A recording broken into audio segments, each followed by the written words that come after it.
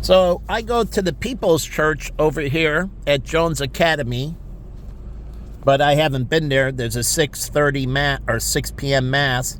But the thing I want to mention about this, and this is what they don't promote, local businesses at Willow Creek or at Harvest or at other places to go afterwards and do fellowship after church at the local businesses. Go out to lunch, or we used to walk over here.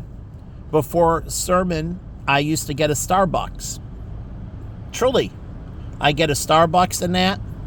And I did take Starbucks in at Covenant First Presbyterian because there was a Starbucks by, and I buy a Starbucks, and then I make sure I don't drink it during the service, but it doesn't spill. I never spilled. But the whole point is, I had it, and I would start drinking it after service. There was no way to put my drink, so I didn't drink it during service, and I got it back out. So I bought it before so I could have something to drink, and while I'm walking over, and then after service, I just hold it next to me, and then when one service was done and we walk out of the chapel, and it's a chapel, and by the way, it has to be blessed every time. It is not like a chapel. It's not a formal church. It's an informal church, and the pastor has to bless it every time. So it has to be blessed or ordained every time for service. And if you're doing any special services like baptisms or anything else on a different day, then you have to ordain it. So if you're doing it at a banquet facility or anything else, it has to be ordained and blessed. It's like kosher meals that we got. They had to be blessed. We served them at the Radisson Net, and we got them from a Jewish place that was kosher. And one time, we forgot the kosher meal. We ran out. We always offered kosher meals. Do you know that? Our kitchen wasn't kosher. The oven has to be blessed. Truly, everything has to be blessed. Now, these are for conservative and orthodox, but it all has to be blessed. The food has to be blessed, the oven, everything, the mixer, the spoons, everything has to be blessed. And then it's put together, and then we have so many kosher, and we didn't have enough kosher meals, so we asked him if he'd have something non-kosher, and we made a special meal that was basically just pasta and vegetables and marinara sauce. He just said he'd just go with that. And so he was fine with that. We didn't have anything particularly kosher. So he just had spaghetti and vegetables and a marinara. And we apologized. But the girl who was running the wedding, she was upset at us.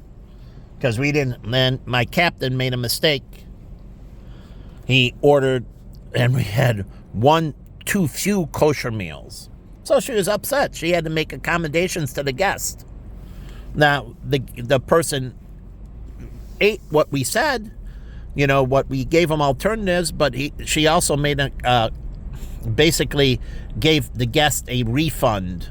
The meal was on the house, so she credited their account and made an apology. And this was the female who was representing the couple for the wedding reception, for the dinner and, dance and everything afterwards. I was in the kitchen because I was bartending, and they were doing something, so I had to be out of the room. They ended the bar. They stopped the bar. That's why I was in. Sometimes they cut the bar for dinner service. You fill up, and then the waiters in that pour wine in that at the table, and so the bar is cut off. They don't want people going to the bar. And so the waiters offer you tea, wine, coffee, and so on. So anyways, I'm down by OK Cleaners. This is Mrs. Kim's place. And actually, I don't think it's okay. It's, let's see, not ordinary. It's not ordinary. It's not average. She does exceptional service. It's not okay. It's beyond okay. It's exceptional. So, okay is not a good name. Okay Cleaners. Now, if she said, okay, we can get anything done. Okay, we'll make it happen. And that's what we mean by okay. We make it happen. It's okay to ask us for all these special accommodations. We'll make it happen. It's okay. Ask us for special requests. All special requests are okay. You want it in a special packaging. You want it boxed. You want it shipped somewhere. Truly. Say you're going somewhere and you stained your shirt, but you want it on vacation. We'll clean it, remove the stain, box it, and ship it to wherever you are, anywhere in the world. Truly, say you got your suit dirty or something, the hem came out, and you need it. Don't worry, take your flight.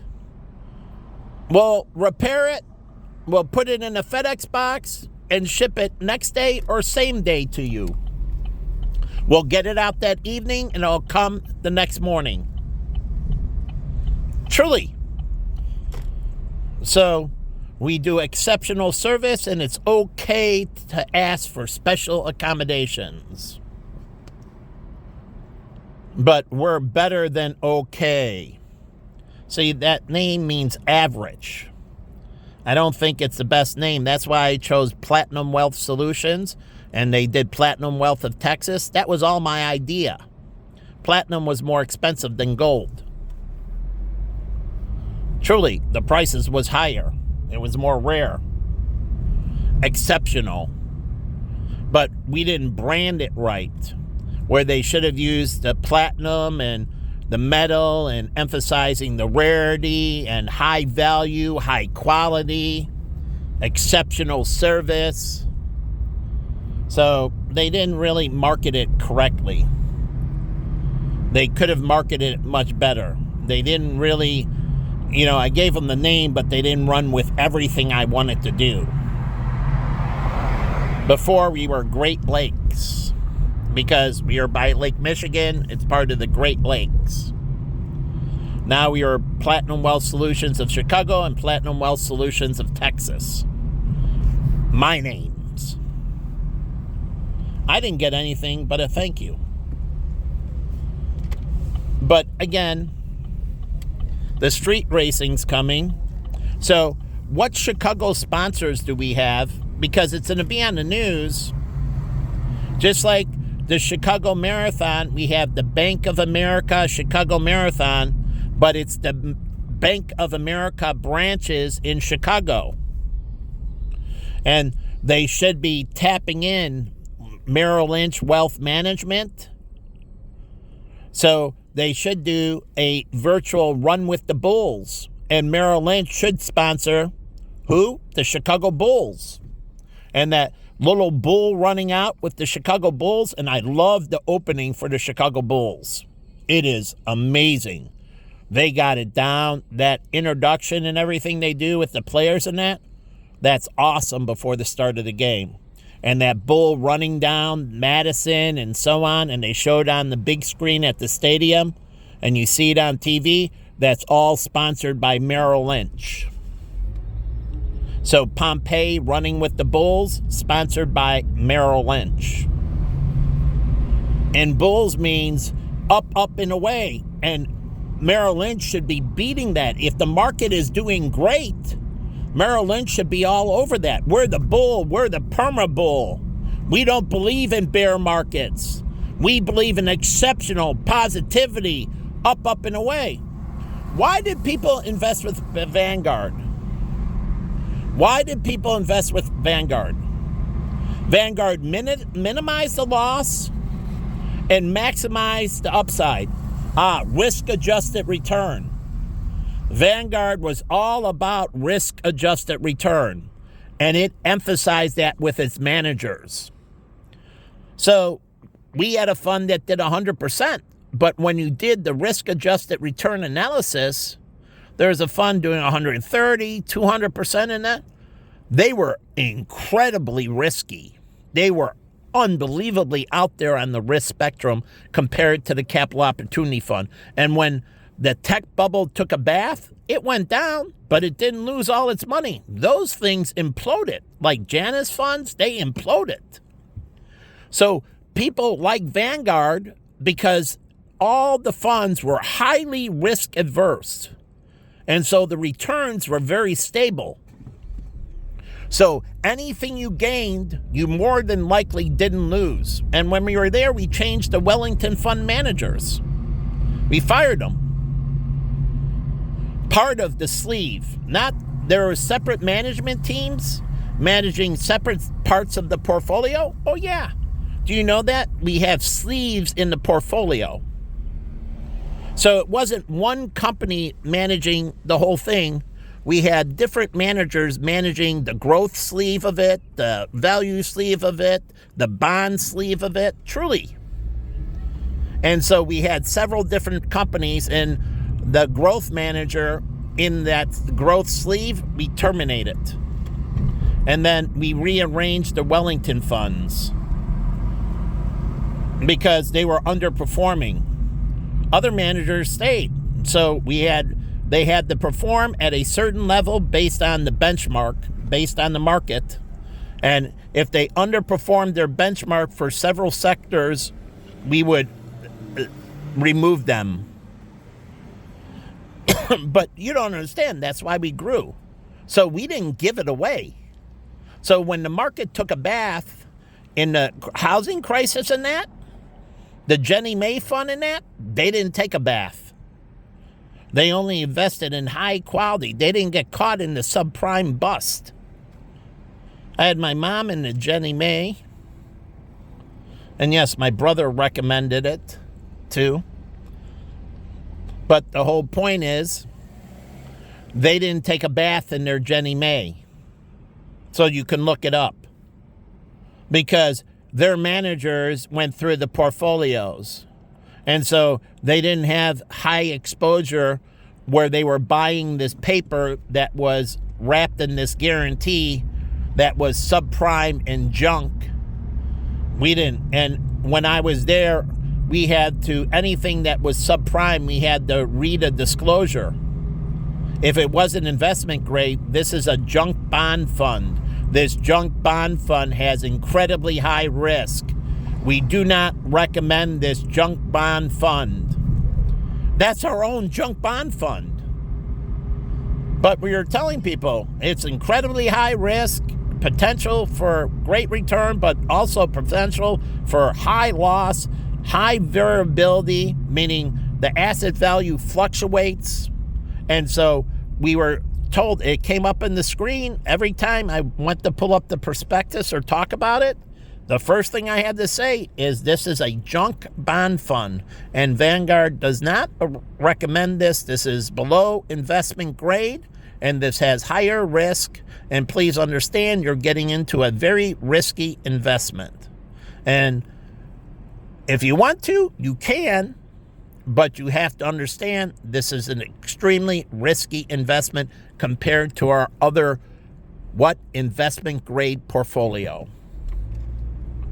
So Vanguard, right to the point, not mixing words. This is junk. This is garbage. But potential for better returns, but also potential for a lot bigger losses.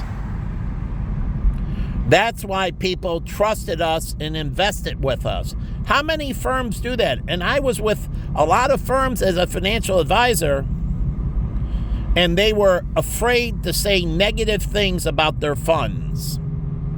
It's up to the managers to prove they're different. And it was up to our junk bond fund managers to prove that they could do things differently. They could minimize the risk and maximize the return. But we made it very hard for them to get money. Oh, people did invest in them, believe me. But the whole point is, we warned people, and if things went wrong, we look like a champ.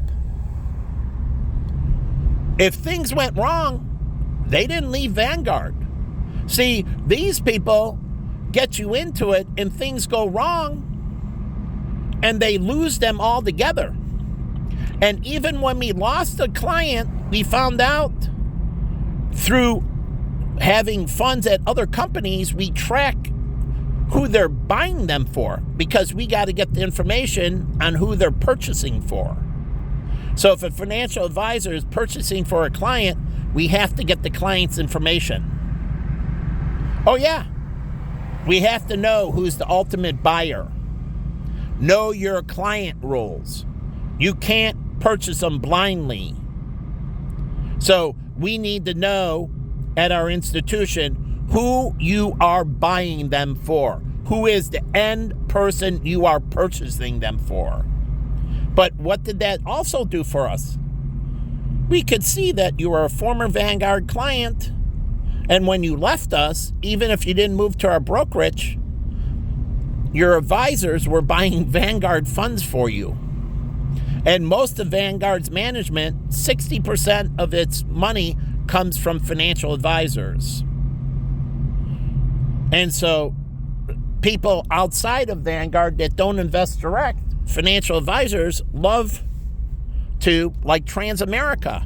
They use Vanguard in their annuities. They have all Vanguard portfolios in their annuities at Transamerica. Why? Because they wanted to make their annuities, their variable annuities, lower cost. But we could have run their bond funds for them. Oh yeah. Do you know Vanguard can have institutional money management? And we can run the bond funds for Prudential's fixed annuities? Do you know what that would do? Not for Prudential, but for Transamerica's fixed annuities? But if they wanted to, they could try to get Prudential's business. But the whole point is, we had the deal with Transamerica. I met the Vanguard wholesaler. It was a kid.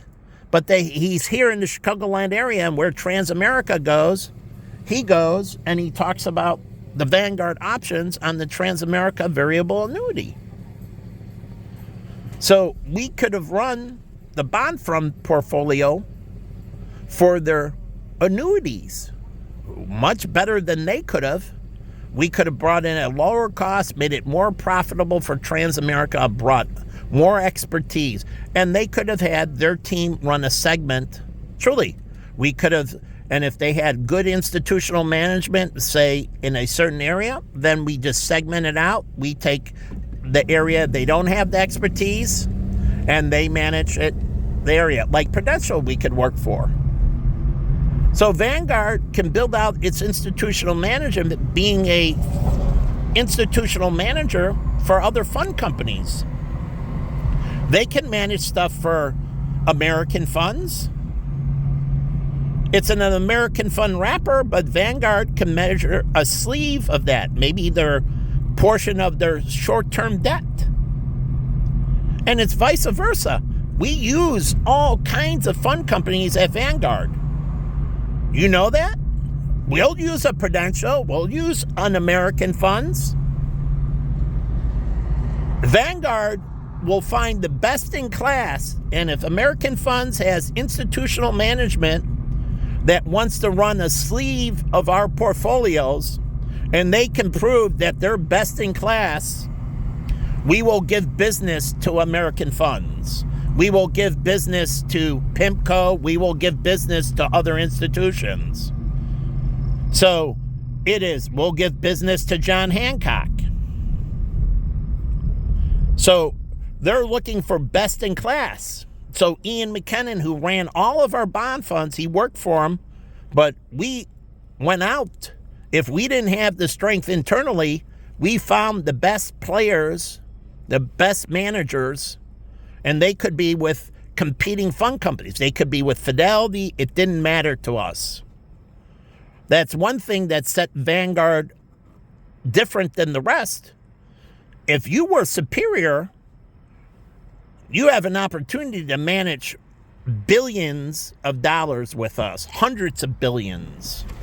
And if you're that good, you can manage $1 trillion or more. They have trillions. So the whole point is, truly, I found out as we made ours, and I've been with these other companies, they do things internally. Vanguard employs across the board. And I'll give you, I mean, it's amazing. We'll use Janus, we'll use lots of companies to manage on an institutional. It's a Vanguard fund, but they're managing a sleeve. And so we're fine. Like the Prime Capital Opportunities Fund, that's a Vanguard fund managed by Prime Cap. But the Wellington Fund has multiple managers. And so we'll tell you the managers that we use. These are all institutional managers, but if you want to know, we don't hide it. We don't lie and deceive anyone. So we say, this is run by Vanguard, your money comes in, and we do all the metrics, and we qualify the managers, we bring them onto the platform, and we fire them. And we'll replace them if they're underperforming. And so we're still running it. Don't make a mistake, it's a Vanguard fund. And we hold them to these